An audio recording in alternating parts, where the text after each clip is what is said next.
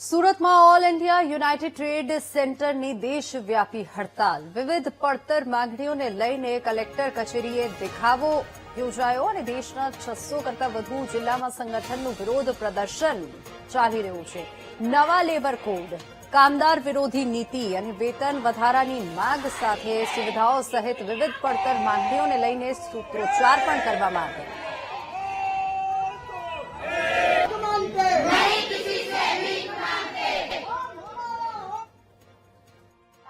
જૂનો labour code છે એ બરોબર છે, નવો લેબર કોડ છે એને રદ કરો।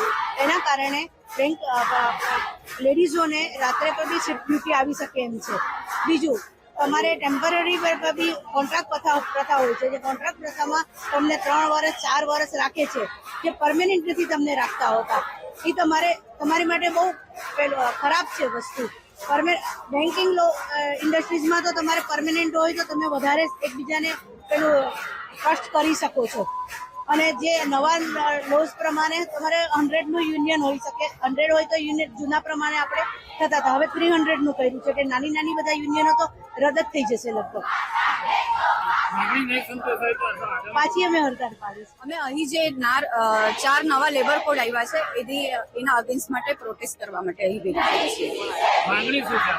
અમારી એ માંગણી જે છે, અમારે જે જૂના 29 લેબર કોડ હતા એ હટાવીને જે નવા 4 લેબર કોડ આવ્યા છે, તો એમાં અમને જે પરમેનન્ટ એમ્પ્લોયમેન્ટ છે એ હવે કાઢી નાખવા માટે વાત કરવામાં આવી રહી છે। અને as a ladies night shift duty માટે આ નવા લેબર કોડમાં જે આવ્યું છે એના અગેન્સ્ટમાં અમે છીએ। આજે જે 29 મજદૂર રૂલ્સ હતા તે જે બંધ કરીને 4 રૂલ્સ બનાવ્યા છે મોદી ગવર્મેન્ટે, જેના વિરોધમાં આજે આખા દેશમાં સેન્ટ્રલ ટ્રેડ યુનિયનના આહવાન દ્વારા બધા મજદૂરો આજે હડતાલ પર છે। દેશના લગભગ અમારી ખાસ 7 લાખ મજદૂરો છે, જે બધા મજદૂરો આજે દેશમાં હડતાલ પર છે। એમાં મુદ્દાઓ જે પોલિસી બનાવી છે એમાં જે અમે જે સંગઠિત મજદૂરો છે એના વિરોધમાં જે મોદી સરકારે બનાવ્યું છે એના વિરોધમાં અમે હડતાલ પર ઉતર્યા છે।